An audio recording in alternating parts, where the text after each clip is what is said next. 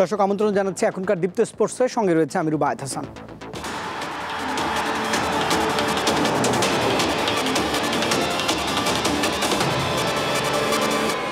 Mirpur Sherebangla cricket স্টেডিয়ামে আজ হওয়ার কথা ছিল বিসিবির জরুরি বোর্ড সভা। সেখানে এই মুহূর্তে রয়েছেন সহকর্মী ঈশান হাসান।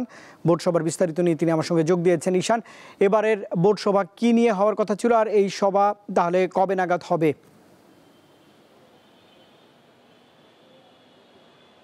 রুবায়েত, আপনাকে প্রথমে বলে রাখে যে আজকে আসলে যে বোর্ড সভাটি হওয়ার কথা ছিল সেটি আসলে গত রাতে স্থগিত হয়ে গিয়েছে এবং অনিবার্য কারণবশত, এটা কোনো কারণ নেই। এবং যতটুকু আমরা জানতে পেরেছি যে আগামীকালকে, আজকের পর অর্থাৎ আগামীকালকে আসলে ফের এই বোর্ড সভাটি হবে।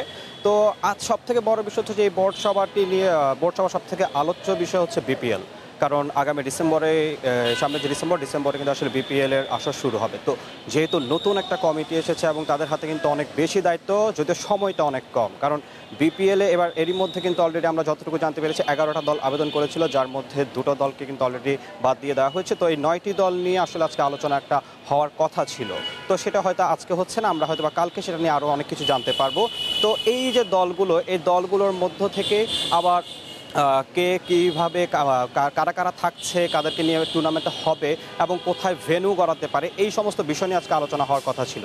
এছাড়াও আমরা যদি একটু বলে থাকি যে গতকালকে রাতেই আমরা জানতে পেরেছি যে ক্যাপ্টেন, আমাদের বাংলাদেশ টেস্ট দলের ক্যাপ্টেন কে হবে সেটাও কিন্তু এরই মধ্যে গতকালকে রাতে আমরা জানতে পেরেছি যে নাজমুল হোসেন শান্ত, তিনি কিন্তু 2027 সাল পর্যন্ত বাংলাদেশ টেস্ট দলের অধিনায়ক হিসেবে থাকছেন। তো এটা ছাড়াও আরেকটা বড় বিষয় যে কদিন আগে বিপিএল এর যে তদন্ত কমিটি, যেমন গত আসরে অনেকবার কিন্তু আসলে ফিক্সিং ইস্যুটা নিয়ে অনেক বেশি কথা হয়েছিল। তো এই ফিক্সিং ইস্যুর পরবর্তীতে যে তদন্ত কমিটি গঠন করা হয়েছিল, সেই তদন্ত কমিটি কদিন আগেই 900 পাতার একটি প্রতিবেদন জমা দিয়েছে। তো সেই প্রতিবেদন নিয়েও আসলে আজকে আলোচনা করার কথা ছিল। তো সর্বোপরি আসলে বলতে গেলে যে কি হয়, আজকে যে মিটিংটা হওয়ার কথা ছিল, এখন অনিবার্য কারণবশত তো মিটিংটি আসলে স্থগিত হয়ে গিয়েছে। দেখা যাক কি হয়। তবে আরেকটা বিষয় শুধু ছোট করে বলতে চাই যে বাংলাদেশ দলের সাম্প্রতিক যে পারফরমেন্স, এটা নিয়েও আসলে আজকে আলোচনা করার কথা ছিল। তো এই ছিল আমার কাছে বিসিবি থেকে সবশেষ। রুবায়েত, এই সহকর্মী মিরপুর থেকে যোগ দিয়েছিলেন। আন্তর্জাতিক টি-20 থেকে অবসরের ঘোষণা দিয়েছেন নিউজিল্যান্ডের সাবেক অধিনায়ক কেন উইলিয়ামসন। এই সংস্করণে নিউজিল্যান্ডের দ্বিতীয় সর্বোচ্চ রান সংগ্রাহক উইলিয়ামসন 93 ম্যাচ খেলে 33 গড়ে রান করেছেন 2575।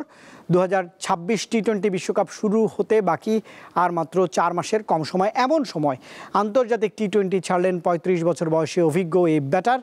2011 সালে নিউজিল্যান্ডের হয়ে টি-20তে অভিষেক হয়েছিল কেইনের। ছিলেন অধিনায়কও, নেতৃত্ব দিয়েছেন 93 ম্যাচে।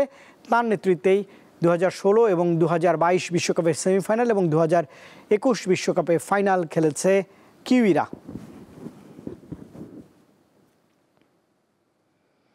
আন্তঃজেলা মহিলা ব্যাডমিন্টন প্রতিযোগিতায় চ্যাম্পিয়ন হয়েছেন ময়মনসিংহের আমিনা এবং চট্টগ্রামের ফারিয়া ফাইজা। শনিবার ধানমন্ডি মহিলা ক্রীড়া কমপ্লেক্সে বাংলাদেশ মহিলা ক্রীড়া সংস্থার আয়োজনে অনুষ্ঠিত হয় আঞ্চলিক মহিলা ব্যাডমিন্টন প্রতিযোগিতা 2025। 24টি জেলা থেকে 116 জন খেলোয়াড় এই আয়োজনে অংশ নেন। অনূর্ধ্ব 14 এবং অনূর্ধ্ব 19 বিভাগে 4টি ইভেন্টে খেলা অনুষ্ঠিত হয়।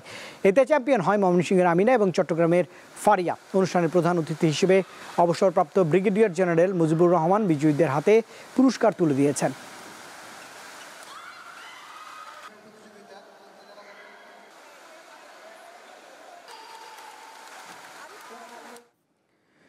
ইতিহাস, ঐতিহ্য এবং শতবর্ষের প্রাচীন সংস্কৃতি ধরে রাখতে গাইবান্ধার বালাসীঘাটে হয়ে গেছে নৌকা বাইচ প্রতিযোগিতা। বালাসীঘাট যুব সমাজের উদ্যোগে নৌকা বাইচের আয়োজন করা হয়।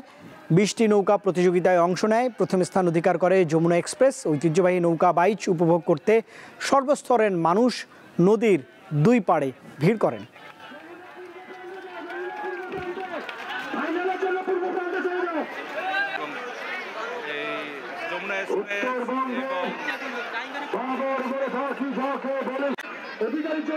দর্শক, এই ছিল এখনকার মতো দীপ্ত স্পোর্টসের আয়োজন। তখন সঙ্গে থাকবার জন্য ধন্যবাদ সবাইকে।